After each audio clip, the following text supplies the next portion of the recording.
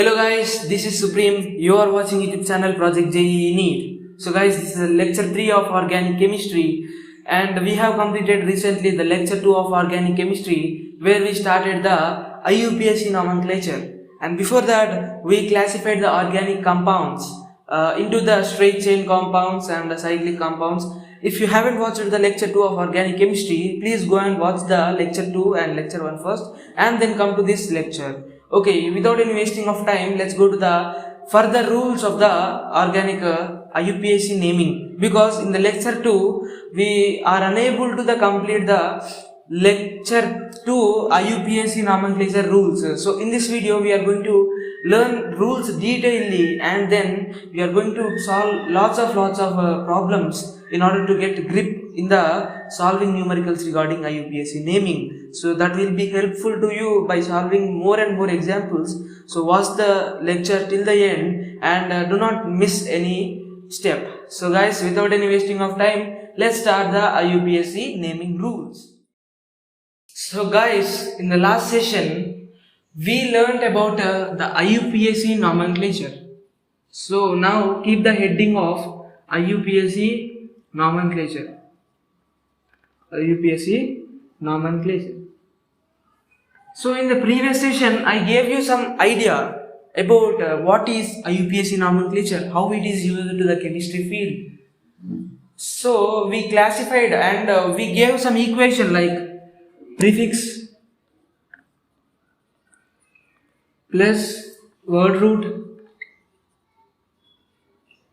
plus suffix s, like there are primary suffix and secondary suffix and primary prefix and secondary prefix also. So in the previous session we have discussed this. About this equation.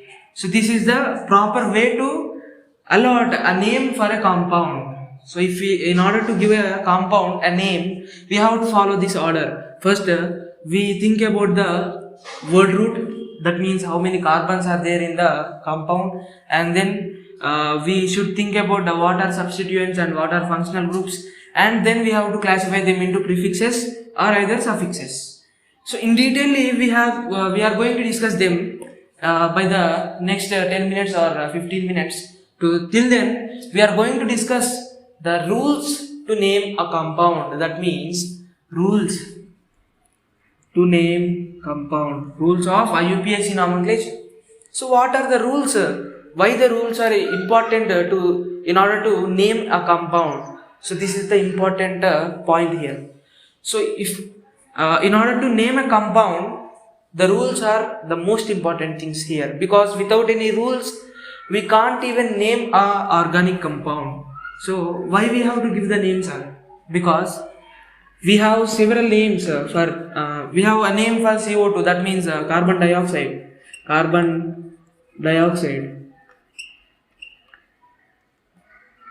We have name for water. We have name for like magnesium oxide. In organic chemistry, we have so many names. For all the compounds, we have a particular name. So we call the compound with that particular name in the everyday chemistry life. So but in coming to the organic chemistry, we can't give all the particular names to all the compounds because there are n number of organic compounds. There are infinite number of organic compounds. Every day the new compounds will be coming. So scientists are inventing some new names and new compounds every day, so that there is impossibility to give the name to each and every compound.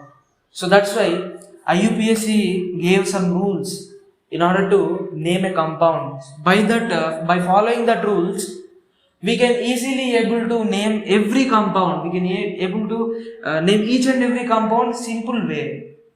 So there is no lack of names in this organic chemistry compounds now. So we are eagerly waiting to know these rules now. So we are going to firstly discuss about the longest chain rule.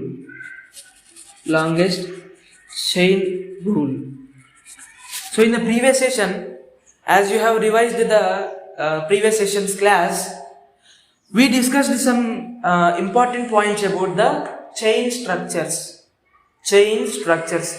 So there are some branched chain structures and even single chain structures, but they are comes under the straight chain structures. So other classification of organic compounds is cyclic, but we will be able to know them in the brief way in the next sessions. But for now, let's go with the chain rule, longest chain rule. So what the longest chain rules helps now? Longest chain rule helps to number the number of carbons. So if for example, let's take this chain 2, 3, 4, 5, 6, 3, 4. So for this type of compound, so we have so many number of carbons in this compound. So what are those compounds? 1, 2, 3, 4, 5, 6, 7, 8, 9, 10. We have 10 carbons in detail. So, but now we have a problem in which the substituent is present and in which the functional group is present. We have to know them clearly. So that's why IUPAC name is given some rule like longest chain rule. We have to first of all select the longest chain in a given compound. So we have a given compound and then we have to find the longest chain which contains longest number of carbons. So if we continue with this chain, so this is a straight chain which have 1, 2, 3, 4, 5, 6, and we have this chain separately, this chain which have 1, 2, 3, 4, 5, 6. So but by seeing this compound, we can understand that this also have this chain. This also have this chain. I will rub this for our convenience. We have this chain. So are you able to see this? So starting from this and ending here. So how many carbons are there? 1, 2, 3, 4, 5, 6, 7, 8, 9. 9 carbons are there in the longest chain. So now you got an idea how to remember the rule here, how to apply the longest chain rule in any compound. If any compound is given to you, you will be able to calculate the longest chain in the given compound. So here we can be able to easily calculate the longest chain in this compound because all the other chains have only 6 carbons, but this chain contains 9 carbons. So clearly we can able to understand that this is the longest chain. So the first step of IUPAC naming is to find the longest chain, and now we are done with that. So what is the next step in order to give the complete name? So I gave you some word roots for every compounds like carbon. For 1 carbon meth, 2 carbons eth, 3 carbons prop. So by using those word roots, here there are 9 carbons. So what is the word root of the 9 carbons? That is non. So this is the word root of this compound. So we will be able to name this compound if we know the further rules of IUPAC nomenclature. Are you clear with the longest chain rule? So let me give you some examples of IUPAC longest chain rule so that you will get a clear idea. So what is longest chain rule, and by solving the examples, I'll give you time to solve the examples also. By that you can clearly get a clear idea in your mind so that we can continue to the further discussions. So let's discuss some examples which will strengthen you in identifying the longest chain in the every compound which contains carbons. So for example, let's take the first example as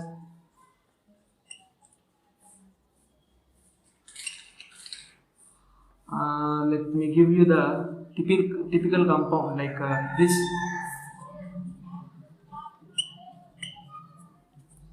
So if we look at this example, that will be somewhat confusing for the new learners of organic chemistry, but this will be very easy by going with the concepts of organic chemistry.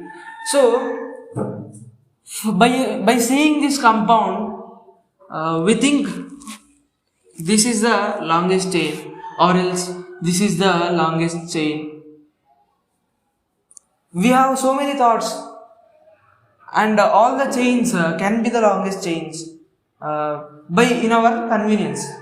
So in order to identify the best, the longest carbon chain, we have to number the carbons for every possible chain. So there are how many possible chains here? So this is the one possible chain. So this is the another possible chain. This is the one possible chain. So let's give the number as 1, 2, 3, 4, 5, 6, 7, 8. 8 carbons in this particular chain. So let's number this compound, this number this chain. 1, 2, 3, 4, 5, 6, 7, 8, 9. Oh, we got 9 number of carbons in this particular chain. So mainly this compound contains of 2 chains, 2 longer chains. In that one contains of 8 carbons, and in this compound contains 9 carbons, and finally we are able to identify the longest chain in this compound, which is this chain. And remember one thing, the number of bonds, the number of compounds attached to the longest parent chain will be considered as substituents or functional groups. Will be considered as the functional groups or substituents. If some compounds may also be bonded to the substituent. So for suppose this is a substituent. So this has a possibility to get bonded with CH2, and this has possibility to get attached with a functional group. So let me say that is OH group. So we have to take the OH group into the consideration when this contains the parent chain. So if it does not comes under the parent chain, that will be considered as a substituent. Okay, that will be considered as a substituent. So let me revise you with another compound. So the first example is completed. So if you got any doubt in the numbering and identifying the longest chain, just comment me down. I will reply you with the correct solution. So let's go to the second compound. So let me give you a typical ones now.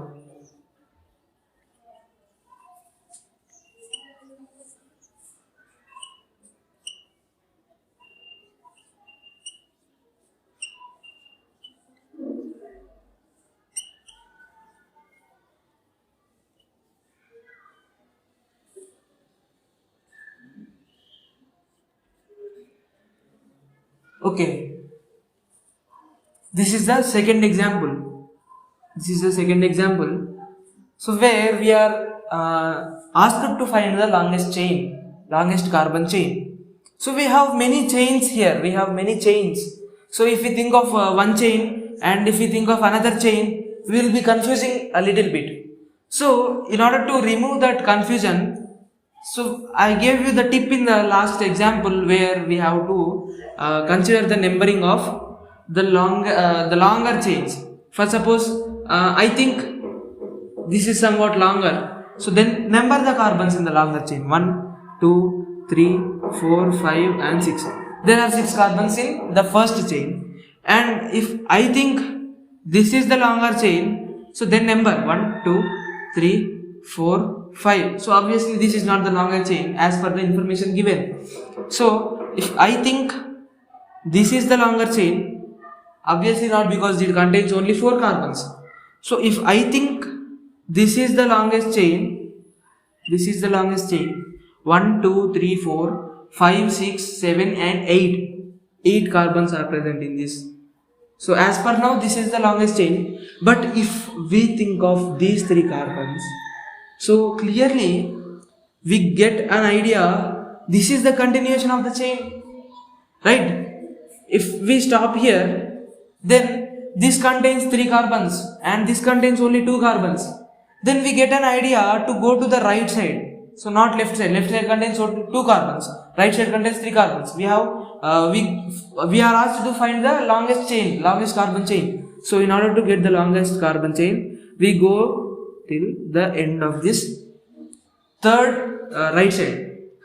So let me number the longest chain now. 1, 2, 3, 4, 5, 6, 7, 8, 9. So there are 9 carbons. Same. So this is not the actual planning. This is a coincidence. So we got the same number of carbons in the first and second example. So we got 9 carbons as well in the second example also. So what is the role of these compounds? We did not count these.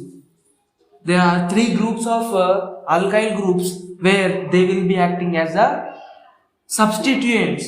So if they contain some OH group or carboxylic acid group COOH, they will be acting also as a substituent. By some situations we will be considered as the COOH cannot be act as substituent in any compound, because we start numbering from the COOH group. If it contains the longest group or not, we will consider the COOH in the longest group, and we will start the numbering from. That is another situation. While discussing the functional groups, I will give you the knowledge about how to number the different functional groups in the different situations.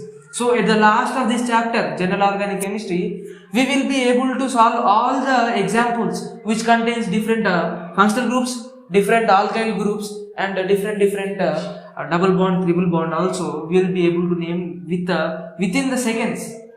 By seeing the compound and writing some numberings, we will be able to find the IUPAC name of the compounds. So we have discussed the 2 examples. So let me give you the another example where that is somewhat different and difficult also. So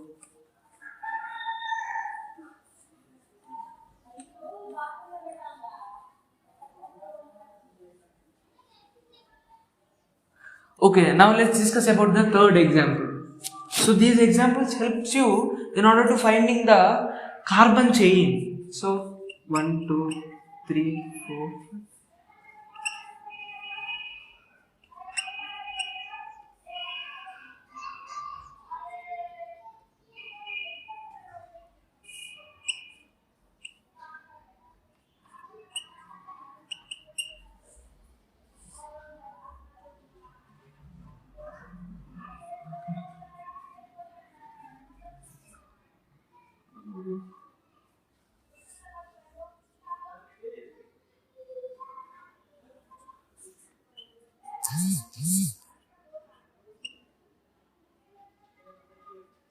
Okay, so this is looking like something else, but this is a compound as per now. Let's find out the longest carbon chain. So what is the longest carbon chain in this compound? So as we look at the first time, we will get an idea about this can be the longest chain, but that is not wrong, not correct, because there are some other chains which are also branched to this longer chain which we are thinking. So also consider those chains. So if they are cyclic, so leave it them. So if they are interconnected to the same chain which we are thinking, so they are also considered into the longer chain. So this is the main point here. So we are thinking that this is the longer chain which contains of 9 carbons. So but if we clearly think, there are another possibilities of the same chain here. So if we think this, and if we can also think like this chain can be the longest chain. So we can also think we are ignoring this carbon also attached to the longer chain carbon.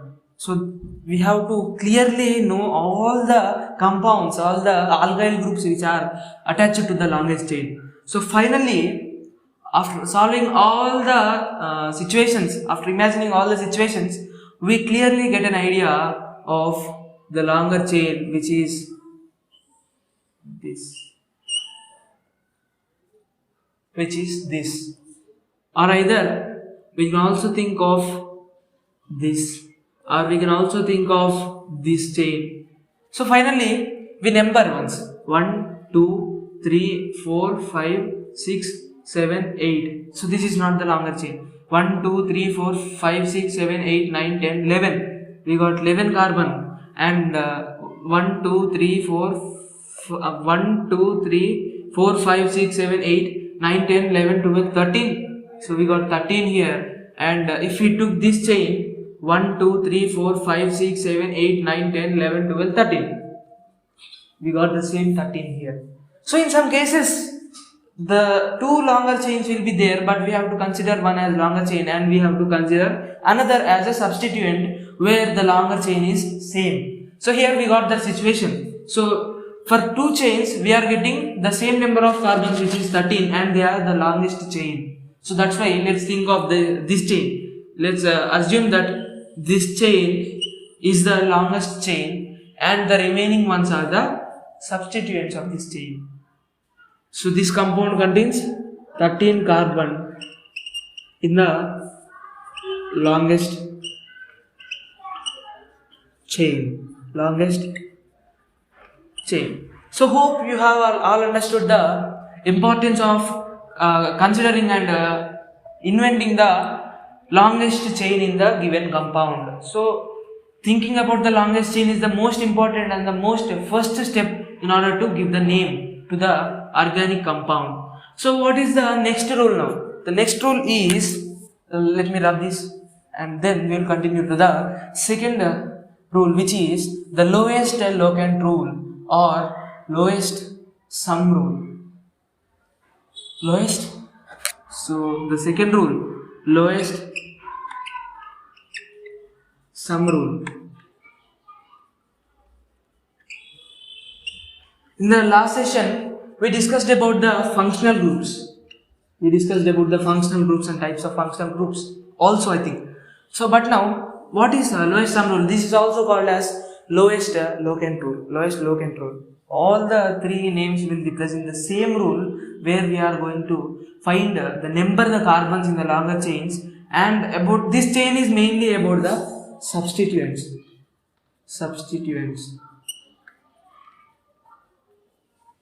Okay, substituents. For suppose, let me take a simple basic example which contains 6 carbons in the longer chain and 2 as substituents. So for now, we number first. We found that this was came to be the longer chain, and then we will be numbering those compounds like 1, 2, 3, 4, 5 and 6. So yes, this is also can be the longer chain.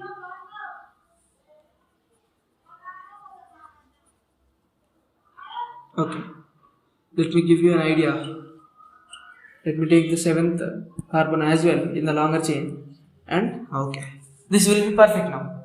So if we think about the substituents attached to the longer chain, we get an idea from which side we should start the numbering. If we start from the this like this, we are wrong. We are clearly wrong, because there is a rule to also start from which side we should start the numbering in order to make the situation correct. We are going to number this chain as per the rule of lowest sum rule. So what is the lowest sum rule, sir?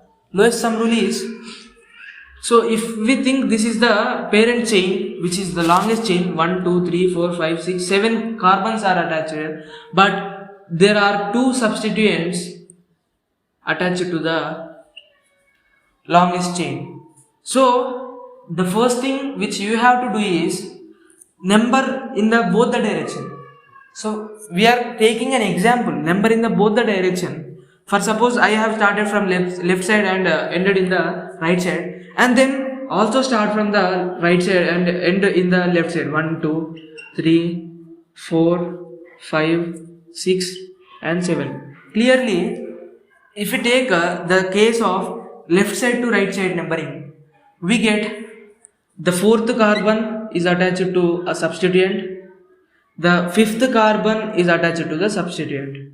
So if we take the case 2 where we numbered from right side to the left side, we get the substituent attached to the 3rd carbon and the substituent is attached to the 4th carbon as well.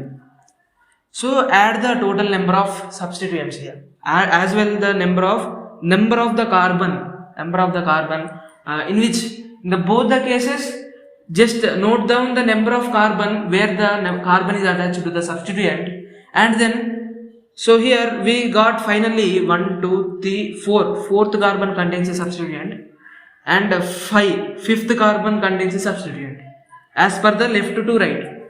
So if we come to the right to left, we got 1, 2, 3. Third carbon contains a substituent, and 1, 2, 3, 4. Fourth carbon contains a substituent. So we have noted the values 4, 5 and 3, 4. Just add them. Sum means adding, as you know. Here 4 plus 5 is 9, 3 plus 4 is 7. This rule indicates that the numbering of the carbon chain from left to right is correct for this particular compound, because we are getting a 7. We are getting two compounds, two numbers where 7, 9 are our results. 7 is the number which is obtained by numbering from right to left. 9 is the number which is obtained by numbering from left to right. If you observe clearly, the lowest sum rule indicates that we have to consider the lowest sum where we got by the numbering from one direction to another direction. So we have to consider that numbering also. Okay, we got 7. The lowest number as per compared to the 9, 7 is lesser. So that's why we should consider the numbering from right side to the left side in this particular situation.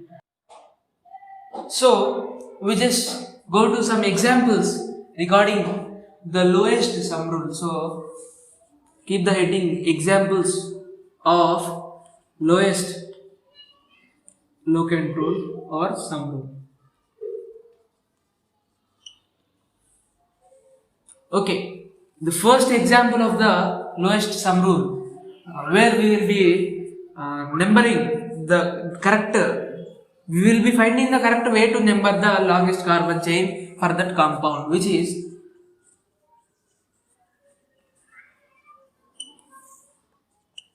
so for suppose, let's assume this is a longer chain, and then we have a functional group. At the third or this carbon, we have that same functional group here, and we have a methyl group here, we have an ethyl group here, C2H5, and we have C3H7, okay, C3H7, which is of propyl group. Okay, we assumed that this is the longer chain. I am giving the basic example for the first time, and by going on the number increases, the complexity of the structure will be increasing for that lowest locant rule examples. So just concentrate here. So number the carbon chain from both the sides. 5, 6, 7, 8, 9. So first we have to find the longest chain. There are C3H7. C3H7 means okay, this is the correct longest chain. We found the longest chain. So now let's number it from the both the sides. We have completed the numbering from the left to right side, and now let's number it from the right to left side. 1, 2, 3, 4, 5, 6, 7, 8 and 9. Okay, so as per now we should not keep the ethyl group here, because the longest chain rule will be violated by that. So I am giving just CH3 methyl group here. So a small change is occurred here because of some lowest locant rule should be followed after the longest chain rule. Okay, this is the perfect structure now. So we numbered from both the sides. We numbered from left to right and right to left. Now we have to name the substituents here. We have to note the, so from left to right at one column, and right to left on another column.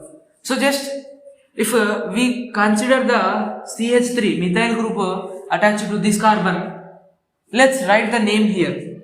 So the number where the carbon gets from the left to right is 2. Okay, and this OH group here, left to right, it gets number 3. This C3H7, left to right, it gets number 5. This OH group, left to right, it gets number 6. So from left to right, this CH3 group gets number 7. So we have 1, 2, 3, 4, 5 substituents and 2 functional groups, 3 substituents, 2 functional groups, and let's add them. 5, 10, 16, and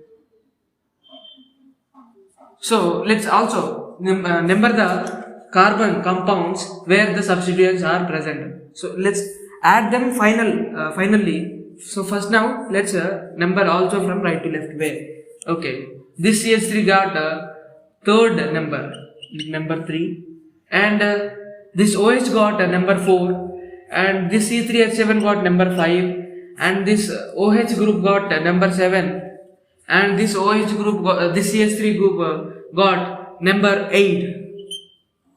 Okay, we have numbered them and we have found the number of a carbon where the substituents are attached to the longer parent carbon chain. So let's add them. Okay, 12, 18, 19, 20, 21, 22, 23. So by adding this we get 7, 12, 7, 7, 14, and we get here more than 23, which is 15, 20, 24, 27. We got 27 here. 23 is less when compared to 27. 23 is less than 27. So final result came that we number this particular carbon chain from left to right, because we got the lesser number while numbering from the left to right, and we got more number of numbering from right to left. So we should consider the lowest sum when compared to the lowest locant rule. So that is the rule here. So in every carbon compound, we first identify the carbon chain, longer carbon chain, and then we find the sum of the substituent where the carbon is attached to the substituent. We got 23 for this left to right numbering, and we got 27 for right to left numbering. So this example is very much enough to understand the example of the lowest locant rule. I hope you all got a clear idea about the lowest locant rule. And now let's go to the another rule.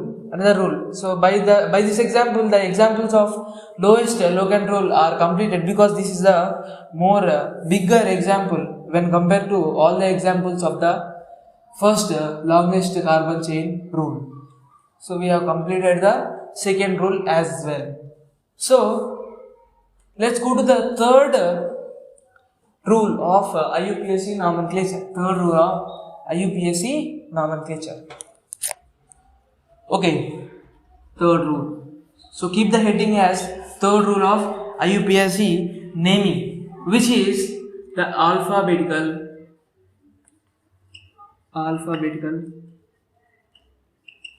order.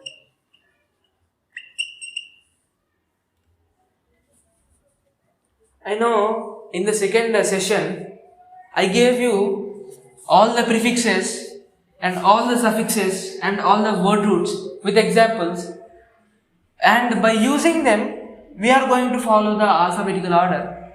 So at last of this alphabetical order, I will say you the most important point when compared to the lowest locant rule and this alphabetical order. Okay, so listen carefully. The alphabetical order says us which compound should be written, which group, which substitute will be written from left to right here. So we have the primary prefix. We have more than three substituents. Let's think of more than 3 substituents. We will be confusing while writing the IUPAC name. which compound should be coming first and which compound will be coming after the one compound. So we will be confusing somewhat. So for suppose if we take if this pentagon, not pentagon, like this 5 carbon chain consists of a CH3 group here and C2H5 group here. C2H5 group here and CH3 group here. Obviously, by using the Loess-Logan rule and longer carbon chain, we know that the numbering from this side will be easier, and the correct way to number this carbon chain is right to left side. Just now we looked at an example where we followed both the rules, longer carbon chain rule and the Loess-Logan rule. So okay, we numbered the carbon chain, but there are two substituents here, C2H5 which is ethyl group and CH3 which is methyl group and ethyl group. Okay, then there are two possibilities of writing the IUPAC nomenclature without knowing the alphabetical order. So keep the alphabetical order aside. So just assume that we did not read the alphabetical order rule and we going to write the exam and he gave this compound. So what we'll think? 2-methyl 3-ethyl pentane. 2-methyl 3-ethyl pentane is one possibility, and if this comes in the options, we will not consider the second possibility and just we'll keep the tick to that option. So obviously we will go wrong. We have to check whether which alphabet is coming the first. So another possibility also, let me write that another possibility, 3-ethyl 2-methyl pentane. Okay, these are the two possible IUPAC naming when we did not read the alphabetical order. So we will be confusing which name is the correct name for this compound, which is suitable, which is not suitable, which we have to tick the correct option, which we have not to tick the correct option. So by alphabetical order, we will be knowing the particular correct option which we have to keep tick. Okay, we get 2-methyl 3-ethyl pentane as the wrong answer because we have two substituents which is ethyl and methyl, and by seeing these first letters, in methyl group the first letter is M and in the ethyl group the first letter is E. By seeing the alphabets, E should come first and then later M comes later. So by seeing these two options, we should calculate which alphabet is coming first. In this compound, in this name, the M letter is coming before than E. So we have to confirm that this is the wrong name and then go to the next option. So if we have this option, the E is coming first and then methyl, M is coming later. So we have to cross check all the options and the correct option will be this one because it follows the alphabetical order. So I will say you one main point about the alphabetical order and Loess-Logan rule, which will be helpful when the do or die situation comes between those two rules. So if we are going to name this compound and then if we follow the Loess-Logan rule, then it could deviate or violate the alphabetical order. Or if we are following the alphabetical order but it does not follows the Loess-Logan rule, then which situation is correct? I said I will give you the clear explanation. Okay.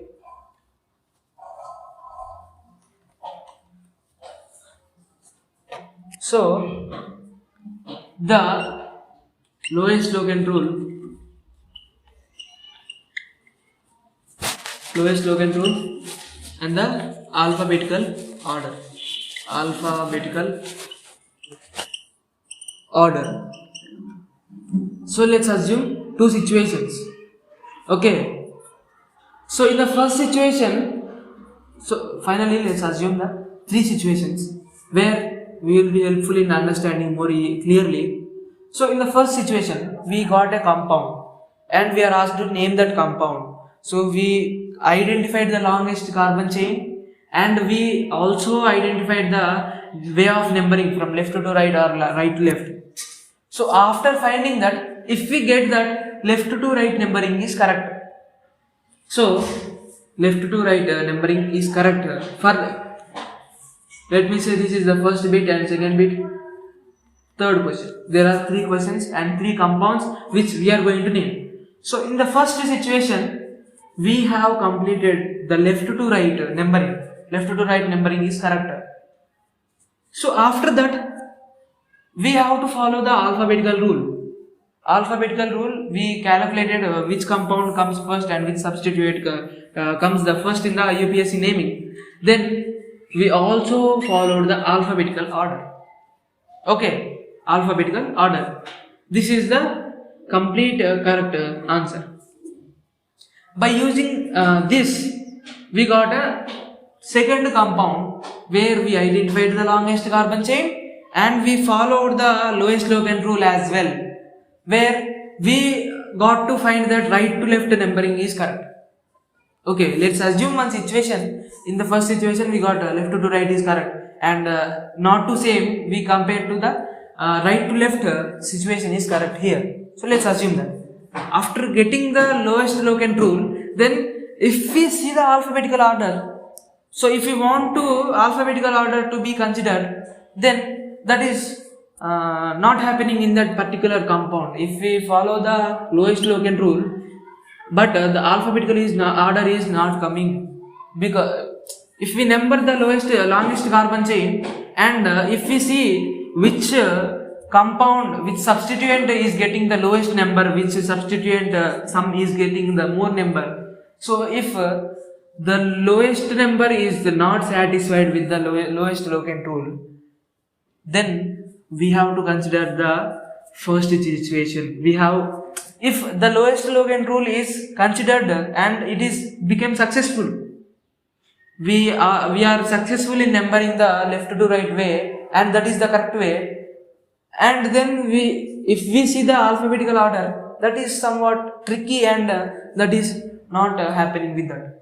So alphabetical order is not particularly not attached to the lowest Logan rule. If the lowest Logan rule is satisfying and the alphabetical order is not satisfying, then also the numbering is correct. Okay, then also it should be treated as the correct name. So let's go to the third example. Here we will be able to create an idea how to number the how to do or die fight between these two rules. So if we gave a compound and asked to find the IUPAC name, we asked to follow the lowest Logan rule and alphabetical as well. So if we follow the alphabetical order, then for that particular compound, for some situation, the lowest Logan rule is not satisfied with the alphabetical order. So what we will do? So we will follow the alphabetical order is satisfying now. So let's keep the alphabetical order option is correct. So that is wrong, because the lowest Logan rule is should be followed by the compound. So if there are two situations for the particular third case, so if we follow the lowest Logan rule, then the alphabetical order is not satisfied. If we follow the alphabetical order, then the lowest Logan rule is not satisfied. Then which case we have to take, sir? We have to take the lowest Logan rule satisfying case. We have to not take the lowest Logan rule not satisfying case, because the lowest Logan rule must be followed by the any compound, organic compound. If lowest Logan rule is satisfying, but in that same situation, alphabetical order is not satisfying, then also it will be considered as the correct one. If the lowest Logan rule is not followed by the compound and the alphabetical order is correct, alphabetical order is satisfied, then the compound is treated as the wrong name. Okay, we have to treat the situation like this. I hope you understood the main intention what I am going to say you. I hope you understood that. So let's go to the another situations, or let's go to the further discussions now. Okay. So till now we have completed the three rules. Three rules are completed by us in the previous discussions. The first one is longest carbon chain rule. So second one is lowest locant rule.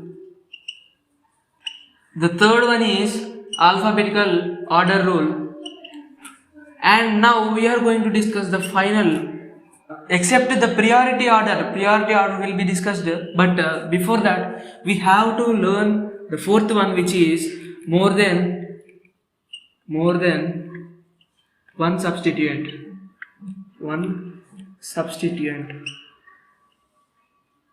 More than one substituent. What is the more than one substituent rule?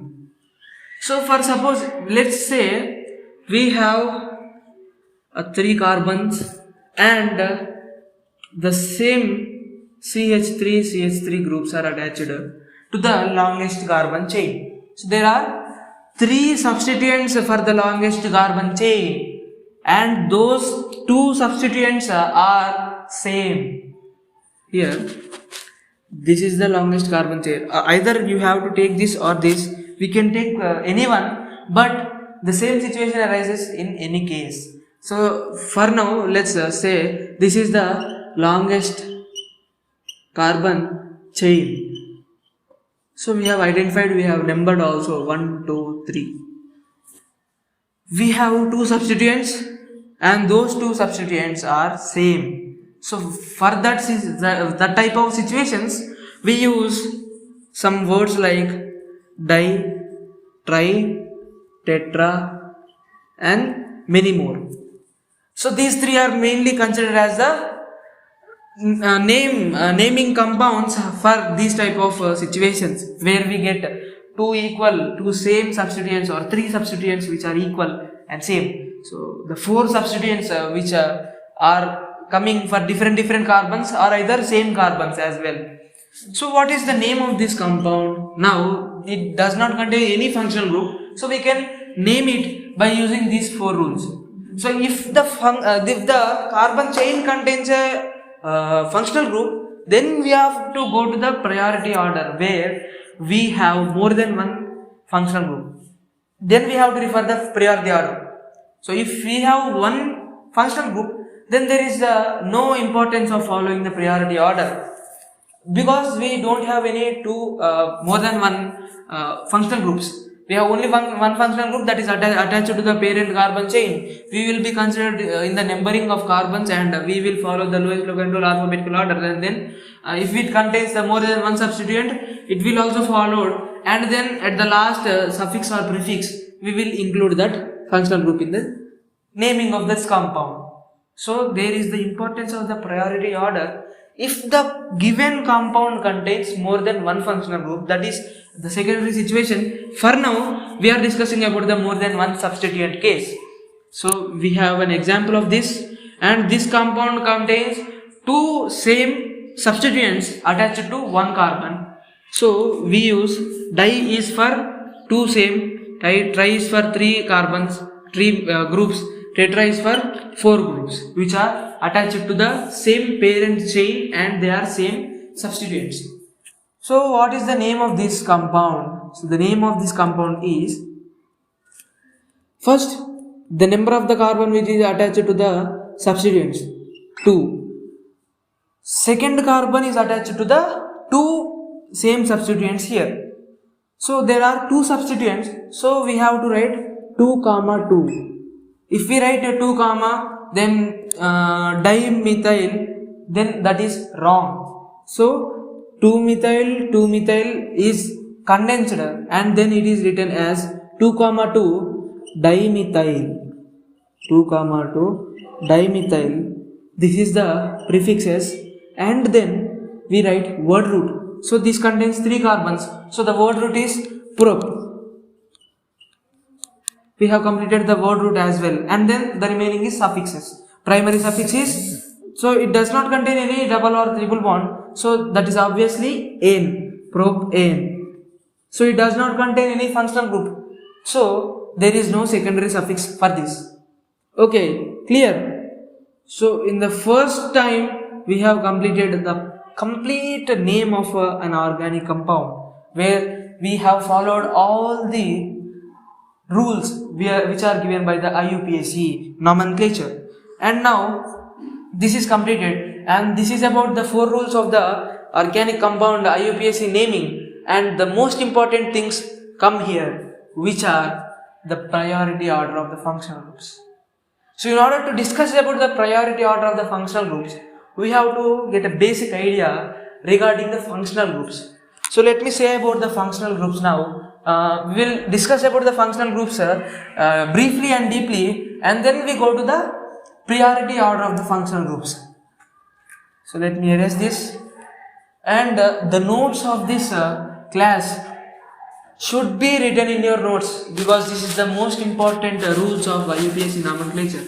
So without knowing this, if you listen without writing any notes of this session, it will be useless, because if we write a notes, then there is something to refer. After watching this video, you have your notes to refer. Again, you are not supposed to see this video, watch this video, because this video length is more than 45 minutes. So without wasting the 45 minutes of time, if you note this all the steps which are discussing here, then if you refer that for 5 to 10 minutes, that will be very helpful in order to maintain the same revision day to day life. So let's go to the functional groups discussion here. Functional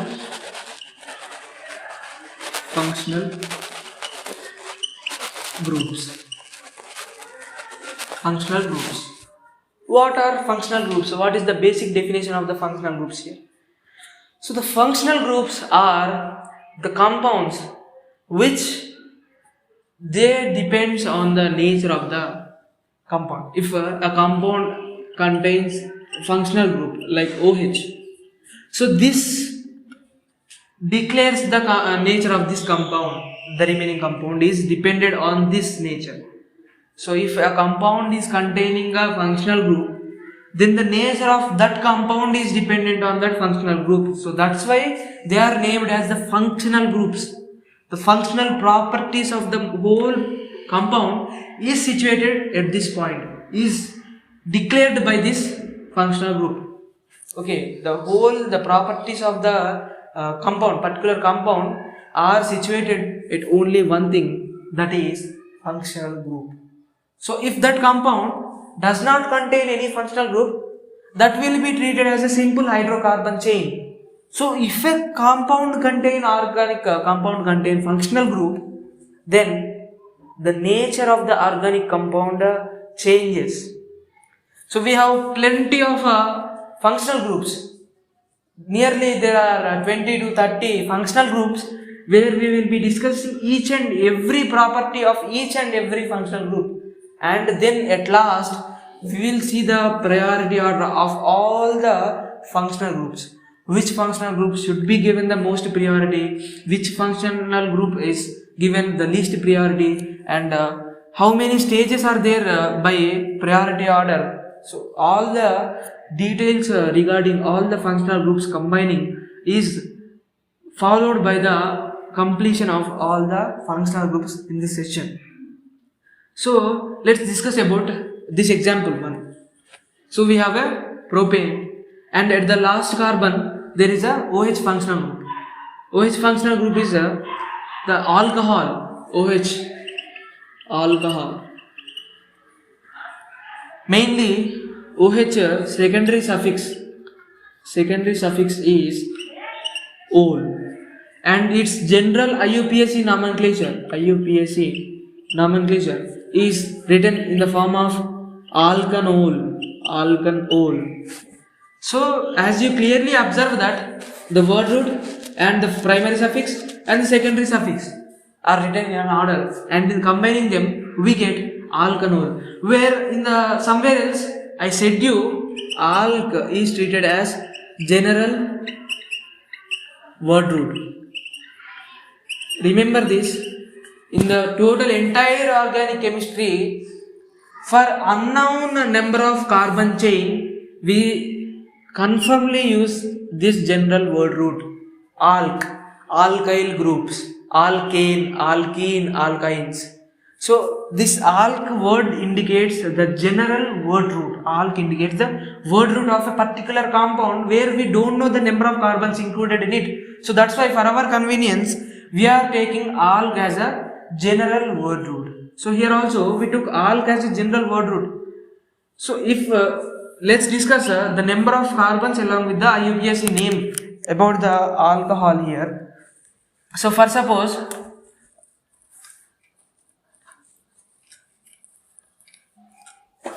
I said the functional group. Functional group is the dependently component of the whole entire compound.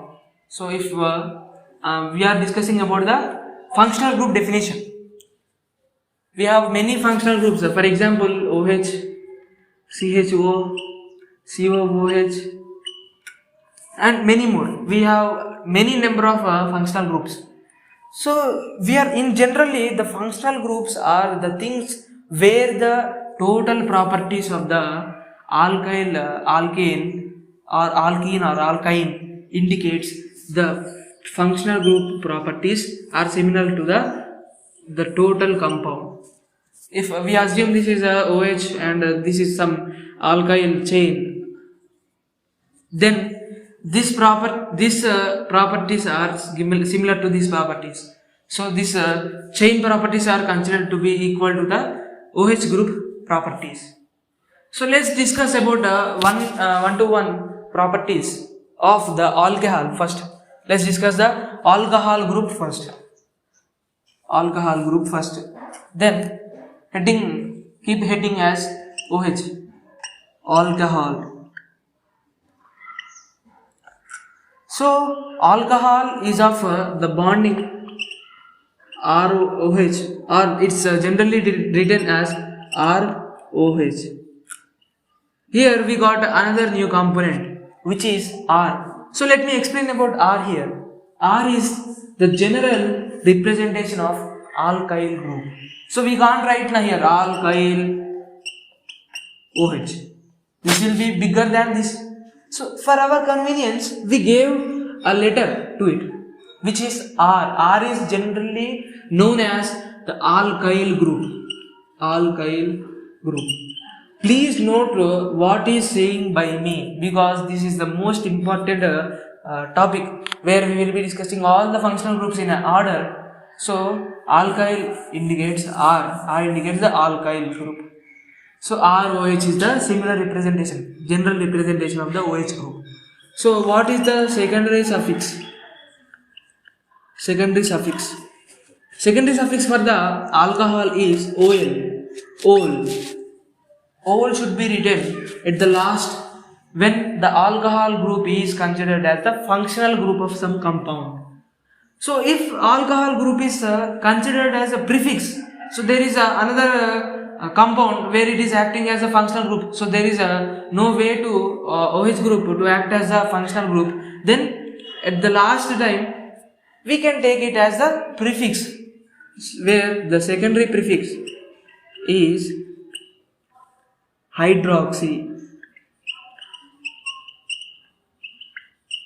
Hydroxy is the prefix, secondary prefix of the OH group. So let me discuss the IUPAC general name. IUPAC name, which is alkanol. Alkanol. Please note it. And the common name for the OH group, including the structure of the longest carbon chain, is the alkyl alcohol. So we discussed about the alkyl. So let me discuss it again. Alkyl, if N is equal to 1, then methyl. If N is equal to 2, ethyl. If N is equal to 3, propyl, butyl, pentyl, and it goes on by increasing the number of carbon compounds.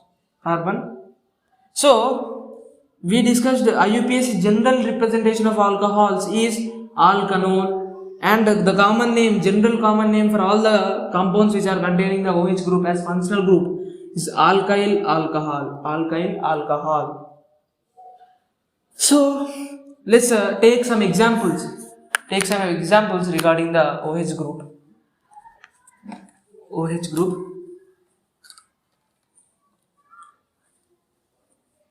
So I gave you the clear definition of the functional groups. We are continuing one to one functional group. We will be discussing all the functional groups in an order, and at last we will be discussing about the priority order. So that is the most important thing in numbering carbon compounds, where they contain 2 or more functional groups. So let me say some examples of the alcohols. The first example, so write the compound here, let's write IUPAC name, IUPAC, and in the first situation let's also write the common name. Common name is generally treated as a common name. We will not use common name anywhere, because the common name is used to generally describe about that compound. Okay, common name is used in the common way, but IUPAC name is used everywhere in the whole organic chemistry. So IUPAC nomenclature contains only IUPAC name, but the more preference is given to the IUPAC name when compared to the common name. So we should not use the common name instead of IUPAC name, but we can use the IUPAC name instead of common name in professionally note.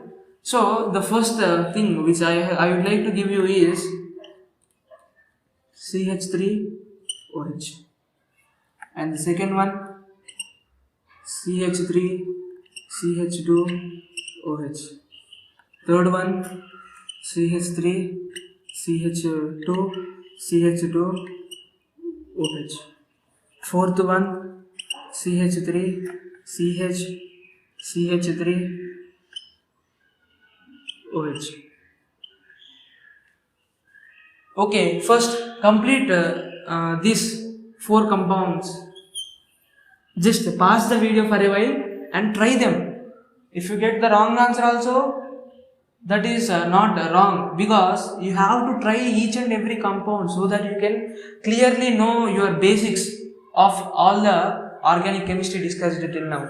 If you know the basics of organic chemistry perfectly, which we were discussing till now, then you will be able to write the IUPAC nomenclature, and common name will be somewhat different when compared to the IUPAC name. So, but you should be able to write all the IUPAC names which were discussed by now. So, pause the video and try them. I will give you the 5 seconds to pause, and pause the video now. Okay, I hope you paused the video and tried all the 4 compounds, and I hope you would get the correct answer or not. That is not important. Whether you tried or not, that is the most important thing here. You have to try. Trying is the most important than getting the correct answer. You tried and you got. In some situations you get a wrong answer as well, and in some situations you get the correct answer.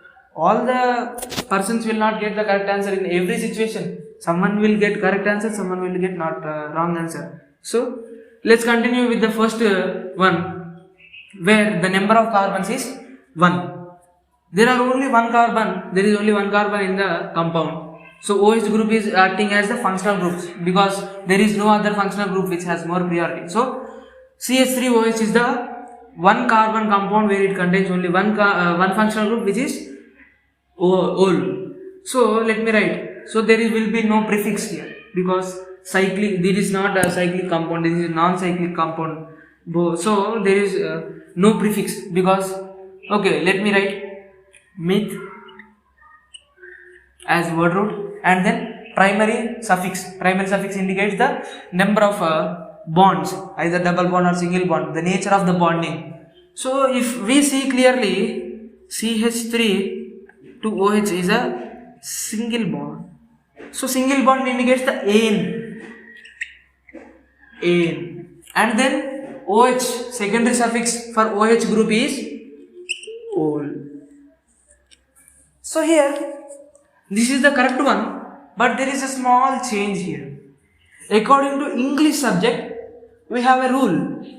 We cannot write both the vowels one after the other. So that is the rule in the English.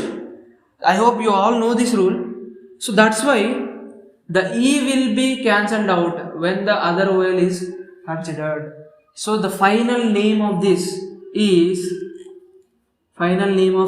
compound is methanol. You completed the first question. So IUPAC name is, if you got the correct answer, then well try, you have got the correct answer for the first compound. So let me go to the common name of the first compound, CH3OH. I said the general common name of the OH group is alkyl alcohol.